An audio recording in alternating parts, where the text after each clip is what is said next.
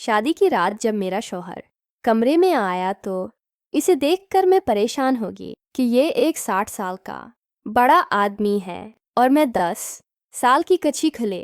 ये मेरे साथ क्या कर लेगा।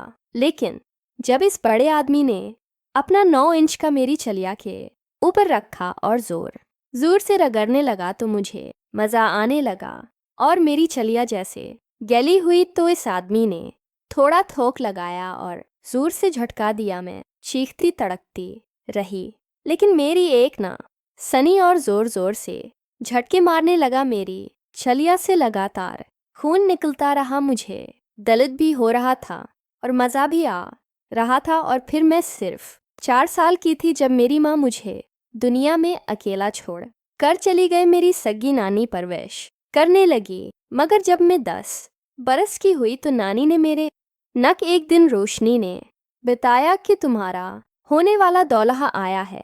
इस वक्त पलोसन बैठी थी। मैंने इसकी उठ लेकर अपने होने वाले शौहर को देखा। पलोसन के मुंह से बेसाख्ता निकला, जमीला पर इतना जुल्म न करो, ये बच्ची तो फूल जैसी है और ये बोरा तो उसके बाप से भी बड़ा लगता है। किस जुर्म की सजा दे रही हो इसे? अगर तुम पर इसका बोझ है तो मुझे दे दो, मैं उसका खर्च उठा लूंगी। मगर नानी पर कोई असर ना हुआ और यूं मैं 10 बरस की उम्र में 60 साला मर्द की बीवी बन गई। मैं उन दिनों को याद भी नहीं करना चाहती। वो दिन मेरे लिए किसी भयानक ख्वाब से कम न थे। नानी ने 3 बरस तक साथ निभाया और जब मैं 13 बरस की हुई और एक बच्चे की माँ बन गई तो इसने मुझे उस बूले के हवाले कर दिया और खुद अपने घर चली गए।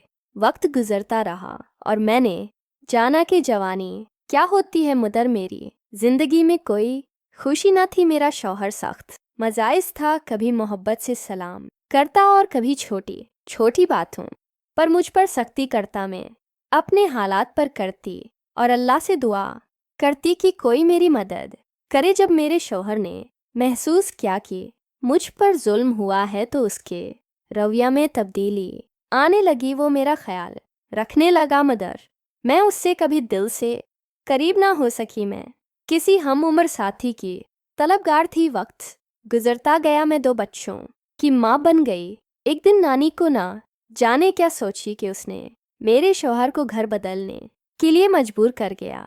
यूं हम एक नए इलाके में मुंतकिल हो गए।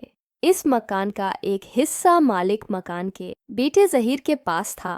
जहीर मुझे देखकर हैरान हुआ क्योंकि मैं अभी तक जवान और खूबसूरत थी। शुरू में जहीर ने खलकी से फूल फेंकने शुरू किए। मैं नज़रअंदाज करती रही मगर कब तक। आहिस्ता आहिस्ता में भी इसके बारे में सोचने लगी। एक दिन उसने खाने का बहाना बनाकर नानी से इजाज़त ली कि वो हमारे घर से खाना ले सकता है। नानी ने यह काम मेरे जिम्मा लगा दिया।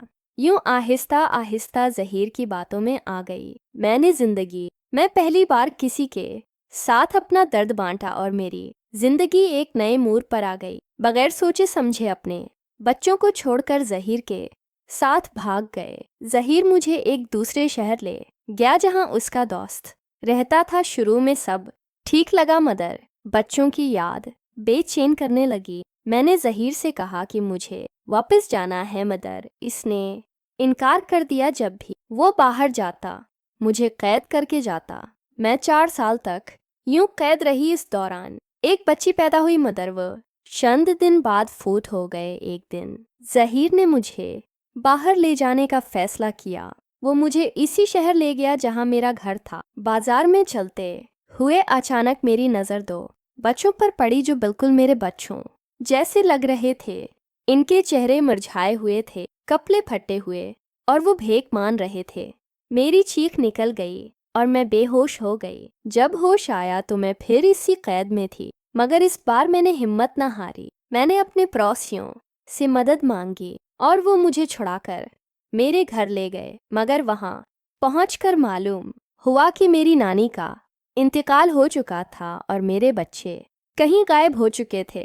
पड़ोसियों ने बताया कि वो कुछ दिन हमारे पास रहे मगर एक दिन अचानक चले गए और कभी वापिस न आए। ये सुनकर मेरा दिल टूट गया। आज भी मेरी आंखों के सामने वो मंजर घूमता है जब मैंने अपने जिगर के टुकड़ों को फेंक मांगते देखा था ना, जाने वो कहाँ हूँ, गए किस हाल में होंगे ज़हीर को इससे कोई फर्क नहीं पड़ता था। वो सिर्फ अपनी जिंदगी में मदन था, मेरे गलती की सज़ा शायद मुझे जिंदगी भर मिलती रहेगी। मैं हर औरत को नसीहत करना चाहती हूँ कि वो मेरे जैसी गलती ना करे, चाहे शौहर कैसा भी हो इसके साथ निभाए, क्योंकि एक माँ की सबसे बड़ी जिम्मेदारी उसके बच्चे होते हैं। अल्लाह एक ना एक दिन इंसाफ ज़रूर करता है, मगर इस वक्त तक बहुत देर हो चुकी होती।